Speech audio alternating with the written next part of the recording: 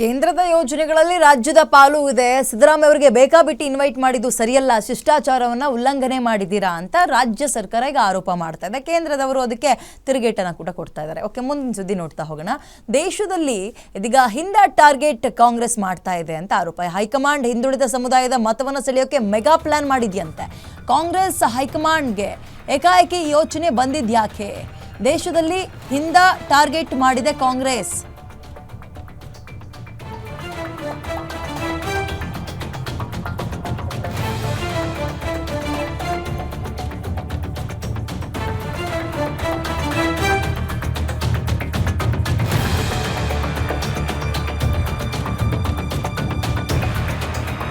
ಹಿಂದ ಇದ್ದಿದ್ದು ಅಲ್ಪಸಂಖ್ಯಾತರನ್ನ ಹೊರಗಿಟ್ಟು ಹಿಂದುಳಿದ ಅಂತ ತಗೊಳ್ಬಹುದು ನೀವು. ಹಿಂದ ಅಂದ್ರೆ ಅದೇ ಹಿಂದುಳಿದ ವರ್ಗಗಳ ನಾಯಕರ ಸಭೆಗೆ ಹೈಕಮಾಂಡ್ ಮುಂದಾಗಿದೆ. ಇದ್ದಕ್ಕಿದ್ದಂತೆ ಹಿಂದ ಜಪ ಮಾಡ್ತಾ ಇರೋದು ಯಾಕೆ ಅಂದ್ರೆ ಹಿಂದುಳಿದ ವರ್ಗಗಳ ಜಪ ಮಾಡ್ತಾ ಇರೋದು ಯಾಕೆ ಹೈಕಮಾಂಡ್? ಗ್ಯಾರಂಟಿ ನ್ಯೂಸ್ ನಲ್ಲಿ ಎಕ್ಸ್ಕ್ಲೂಸಿವ್ ಸುದ್ದಿ ನೋಡ್ತಾ ಹೋಗೋಣ. ಕಾಂಗ್ರೆಸ್ ಹೈಕಮಾಂಡ್ಗೆ ಏಕಾಏಕಿ ಈ ಯೋಚನೆ ಬಂದಿದ್ಯಾಕೆ? ಯಾವುದರ ಲೆಕ್ಕಾಚಾರ ಇದು? ಕಾಂಗ್ರೆಸ್ ಹೈಕಮಾಂಡ್ ದೇಶದಲ್ಲಿ ಹಿಂದುಳಿದವರನ್ನ ಈಗ ಓಲೈಸಕ್ ಮುಂದಾಗ್ತಾ ಇದೆಯಾ?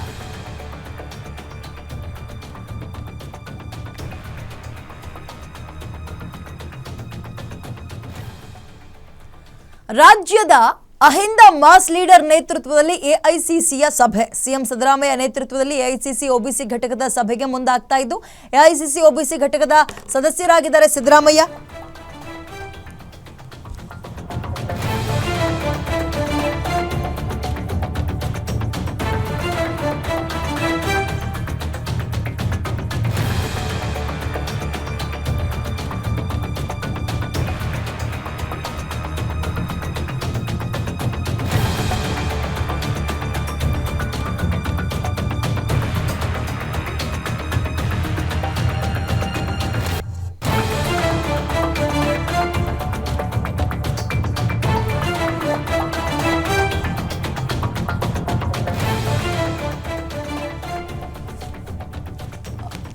ಸಿದ್ದರಾಮಯ್ಯ ನೇತೃತ್ವದಲ್ಲಿ ಎಐಸಿಸಿ ಒಬಿಸಿ ಘಟಕದ ಸಭೆ. ಎಐಸಿಸಿ ಒಬಿಸಿ ಘಟಕದ ಸದಸ್ಯರು ಕೂಡ ಹೌದು ಸಿದ್ದರಾಮಯ್ಯ ಅವರು.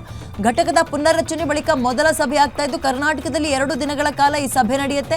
ದೇಶಾದ್ಯಂತ ಹಿಂದ ಜಪ ಮಾಡೋಕೆ ಕಾಂಗ್ರೆಸ್ ಹೈಕಮಾಂಡ್ ಮುಂದಾಗ್ತಾ ಇದೆ. ಅಂದ್ರೆ ಹಿಂದುಳಿದವರನ್ನ ಓಲೈಕೆ ಮಾಡೋಕೆ ಮುಂದಾಗ್ತಾ ಇದೆ. ಬಟ್ ಈಗ ರಾಷ್ಟ್ರ ಮಟ್ಟದ ಒಬಿಸಿ ಘಟಕದ ಸದಸ್ಯರನ್ನ ಏನು ಆಯ್ಕೆ ಮಾಡಿದ್ದಾರೆ, ಸಿದ್ದರಾಮಯ್ಯ ಅವರು ಹೇಳ್ತಾರೆ ಇದ್ರ ಬಗ್ಗೆ ನನಗೆ ಅರಿವೇ ಇಲ್ಲ, ಇದ್ರ ಬಗ್ಗೆ ಅಷ್ಟು ಕ್ಲಾರಿಟಿ ಇಲ್ಲ ಅಂತ. ಮತ್ತೊಂದು ಕಡೆ ಆಗ್ತಾ ಇರೋದು, ಇವ್ರನ್ನ ಈಗ ಈ ಸದಸ್ಯರನ್ನಾಗಿ ಮಾಡಿರೋದ್ರಿಂದ ಇವ್ರನ್ನ ದೇಶದ ರಾಜಕಾರಣಕ್ಕೆ ಎಳಿತಾರೆ, ರಾಜ್ಯದಿಂದ ಕಳಿಸ್ತಾರೆ ಅನ್ನೋ ಚರ್ಚೆಗಳಾಗ್ತಾ ಇತ್ತು. ಹಾಗಾದ್ರೆ ಇದರ ಅಜೆಂಡಾ ಏನು? ಕಾಂಗ್ರೆಸ್ನಿಂದ ದೂರವಾದ ಮತವನ್ನ ಸೆಳಿಬೇಕಾದಂತಹ ಕಾರ್ಯತಂತ್ರದ ಬಗ್ಗೆ ಚರ್ಚೆ ಮಾಡ್ತಾರಂತೆ. ನಮ್ಮ ರಾಜ್ಯದಲ್ಲಿ 2 ದಿನದ ಸಭೆ ಇದೆ. ಇದು ಮುಂದಿನ ದಿನಗಳಲ್ಲಿ ದೇಶದ ಹಲವು ರಾಜ್ಯಗಳಲ್ಲಿ ಈ ರೀತಿಯ ಬೃಹತ್ ಸಮಾವೇಶವನ್ನ ಹಮ್ಮಿಕೊಳ್ತಾರೆ. ಆಯಾ ರಾಜ್ಯದಲ್ಲಿ ಯಾರೆಲ್ಲ ಲೀಡರ್ಸ್ ಸ್ವಲ್ಪ ಸ್ಟ್ರಾಂಗ್ ಇದ್ದಾರೆ, ಈಗ ಹಿಂದುಳಿದ ವರ್ಗಗಳ ಲೀಡರ್ ಅಂತ ಅನಿಸ್ಕೊಂಡಿರ್ತಾರೆ, ಒಬಿಸಿ ಲೀಡರ್ಸ್ ಅಂತ, ಅವ್ರನ್ನ ಗಮನ ತಗೊಳ್ತಾರೆ, ಸೆಲೆಕ್ಟ್ ಮಾಡ್ತಾರೆ. ದೇಶಾದ್ಯಂತ ಹಿಂದುಳಿದ ವರ್ಗಗಳ ಸಮುದಾಯಗಳಲ್ಲಿ ಜಾಗೃತಿ ಮೂಡಿಸೋದು ಕಾಂಗ್ರೆಸ್ನ ಅಜೆಂಡಾ ಆಗಿದೆ. ಕಾಂಗ್ರೆಸ್ನಿಂದ ದೂರವಾದ ಮತ ಸೆಳೆಯೋಕೆ ಬೇಕಾದಂತಹ ಕಾರ್ಯತಂತ್ರದ ಬಗ್ಗೆಯೂ ಕೂಡ ಚರ್ಚೆ ಮಾಡ್ತಾರೆ.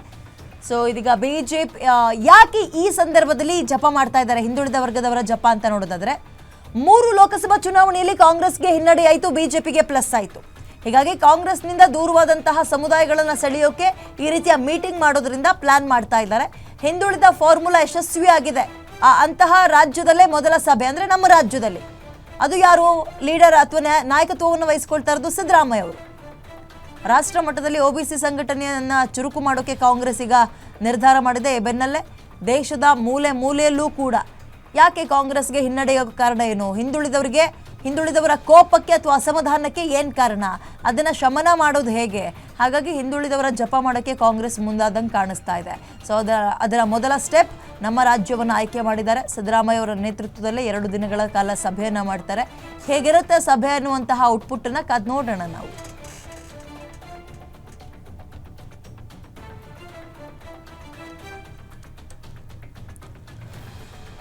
ಓಕೆ, ಯಾಕೆ ಈ ಮೀಟಿಂಗ್ನ ಉದ್ದೇಶ ಏನು, ಈ ಚರ್ಚೆಯ ಉದ್ದೇಶ ಏನು ಅಂತ ನೋಡ್ತಾ ಹೋಗೋಣ.